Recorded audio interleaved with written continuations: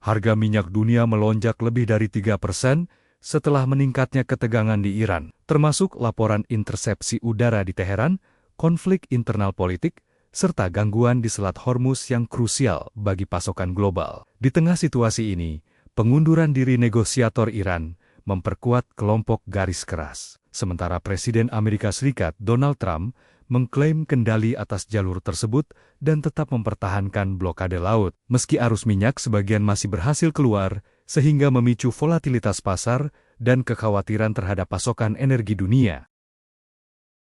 Kementerian Perindustrian angkat bicara terkait penerbitan aturan baru mengenai pajak kendaraan bermotor meliputi pajak untuk mobil listrik. Direktur Jenderal Industri Logam, Mesin dan Alat Transportasi dan Elektronika atau ILMATE, Kementerian Perindustrian Setia Diarta menegaskan kebijakan Permendagri nomor 11 tahun 2026 tentang menghapuskan pembebasan biaya Rp0 untuk kendaraan listrik baik pajak kendaraan bermotor atau PKB maupun bea balik nama kendaraan bermotor atau BNKB tak berdampak pada penjualan kendaraan listrik yang saat ini tengah naik drastis. Meski demikian, Kemenperin tengah berkoordinasi dengan sejumlah pihak menunggu keputusan final dari kebijakan ini. Kemenperin berharap kebijakan ini tak berdampak pada penjualan kendaraan listrik di tanah air. Mudah-mudahan kenaikan ini tidak berimplikasi besar pada penjualan yang nanti akhirnya pada produksi mobil listrik. Kementerian Keuangan menyatakan akan mengkaji lebih dalam rencana penerapan pajak pertambahan nilai atau PPN untuk jalan tol sebelum kebijakan tersebut diputuskan. Menteri Keuangan Purbayudhi Sadewa menegaskan bahwa kajian komprehensif tetap diperlukan agar kebijakan yang diambil tidak menimbulkan dampak yang merugikan khususnya bagi masyarakat pengguna jalan tol. Kementerian Keuangan akan mengkaji lebih dalam rencana penerapan pajak pertambahan nilai atau PPN yang akan dikenakan untuk jalan tol dalam rencana strategis Ditjen Pajak 2025-2029. Kajian komprehensif diperlukan agar kebijakan yang diambil tidak menimbulkan dampak yang merugikan, khususnya bagi masyarakat pengguna jalan tol. Menteri Keuangan Purbayudhi Sadewa mengaku dirinya belum mendalami rencana tersebut secara rinci. Namun Purbaya memastikan akan segera berkoordinasi dengan Direktorat Jenderal Pajak guna memperoleh kejelasan dan menyelaraskan langkah kebijakan ke depan. Itu harusnya dianalisa dulu oleh Badan Kebijakan Fiskal. Saya nggak tahu sudah ada apa belum. Nah, berarti... Tapi sekarang katanya tiba-tiba ada banyak isu pajak, penambahan pajak sana sini. Saya belum baca, nanti saya lihat lagi. Bapak nggak tahu itu perluasan pajak di Renstra itu, Pak? Paling nggak pada waktu dia mengumumkan dia belum memberitahu saya.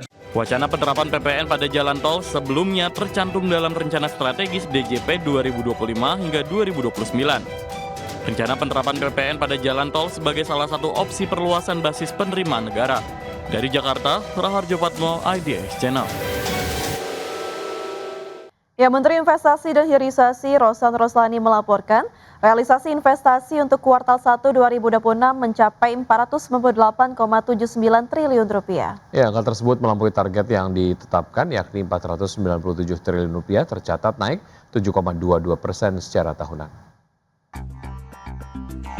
Dalam pertemuannya dengan Presiden Prabowo Subianto di Istana Kepresidenan, Menteri Investasi dan Hilirisasi Rosan Roslani melaporkan realisasi investasi untuk kuartal 1 2026 mencapai Rp498,79 triliun.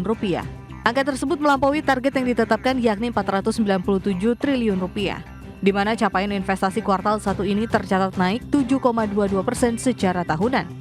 Menurut Rosan, dengan realisasi investasi tersebut, tenaga kerja yang terserap mencapai 706.569 orang atau naik 18,93% dibandingkan periode yang sama tahun sebelumnya. Dari nilai investasi tersebut, penanaman modal dalam negeri dan asing nyaris seimbang.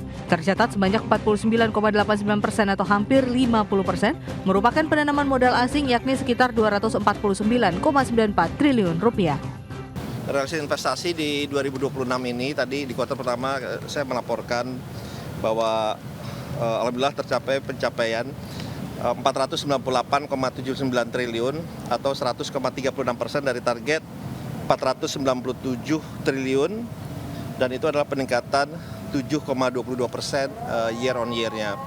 Dan itu juga penyerapan tenaga kerja Indonesianya mencapai 706,569 1.569 orang atau 18,93% untuk year on year-nya. Jadi itu yang gambaran besarnya, walaupun tentunya saya juga menyampaikan dari penambangan dalam negerinya itu kurang lebih 49,89% atau sebetulnya hampir 50% sama dengan penambahan modal asingnya.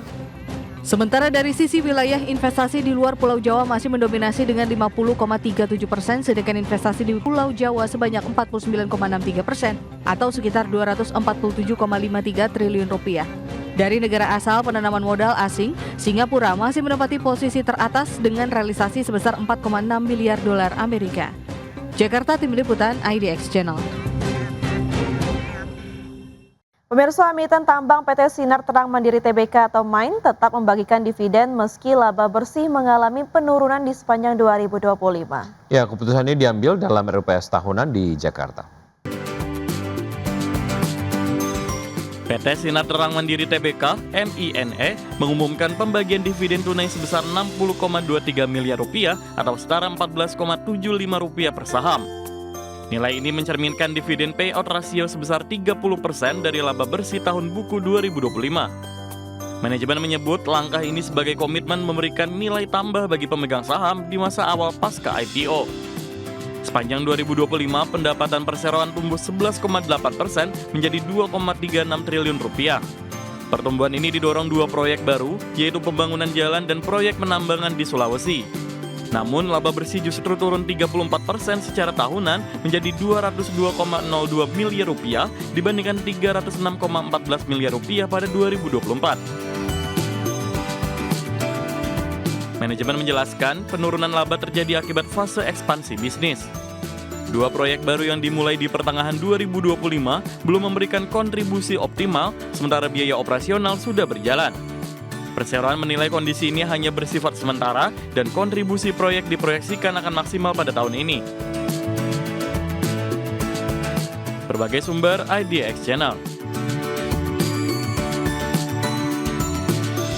PT Trisula Tekstil Industries Tbk menyetujui pembagian dividen sebesar 10 miliar rupiah atau setara 1,38 rupiah per lembar saham dalam rapat umum pemegang saham yang digelar pada 22 April 2026. Ya, dividen tersebut dijadwalkan akan dibagikan pada 22 Mei 2026. Direktur Utama PT Trisula Tekstil Industri Tbk, Karsongno Wongso Jaya, mengatakan pembagian dividen didorong oleh kinerja positif perseroan di sepanjang tahun buku 2025. Perseroan diketahui mencatatkan laba bersih sebesar 12,57 miliar rupiah pada 2025, meningkat 9% secara tahunan. Sementara itu, untuk menjaga momentum pertumbuhan jangka panjang, perseroan terus mengoptimalkan seluruh lini bisnisnya, mulai dari manufaktur, seragam, distribusi, hingga retail. Sejumlah langkah strategis yang dilakukan antara lain efisiensi dan optimalisasi produk, restrukturisasi, serta modernisasi mesin guna menjaga kualitas, pengembangan produk inovatif sesuai kebutuhan pasar, serta pemanfaatan Trisula Innovation Center untuk memperkuat kolaborasi dan sinergi dalam Trisula Group. Pemerintah segera membangun Indonesia Financial Center sebagai mesin baru penarik investasi dan arus modal. Ya, upaya ini sebagai bagian dari langkah strategis di tengah ketidakpastian global. Pemerintah melihat momentum di tengah ketidakpastian global untuk mempercepat pembangunan Indonesia Financial Center sebagai mesin baru penarik investasi dan arus modal. Ketua Dewan Ekonomi Nasional atau DEN Luhut Binsar Panjaitan menegaskan, langkah ini penting agar Indonesia tidak sekedar bertahan, tetapi mampu naik kelas dalam peta keuangan global. Luhut menegaskan bahwa langkah defensif saja tidak cukup. Indonesia perlu strategi ofensif untuk memanfaatkan pergeseran arus modal global. Salah satunya melalui pembangunan Indonesia Financial Center yang terintegrasi, modern, dan kompetitif di tingkat regional.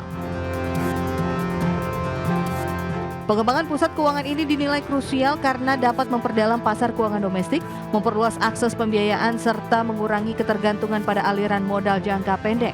Selain itu, keberadaan Financial Center akan memperkuat posisi Indonesia sebagai hub investasi, seiring meningkatnya kebutuhan pembiayaan untuk proyek infrastruktur, hilirisasi industri, dan ekonomi digital. Upaya ini juga akan berjalan beriringan dengan percepatan transformasi digital pemerintahan atau GovTech yang bertujuan untuk memangkas birokrasi dan meningkatkan efisiensi layanan publik. Dengan ekosistem yang lebih transparan dan terintegrasi, Indonesia diharapkan mampu menarik investor global yang mencari pasar berkembang dengan fondasi kuat. Jakarta, Tim Liputan IDX Channel.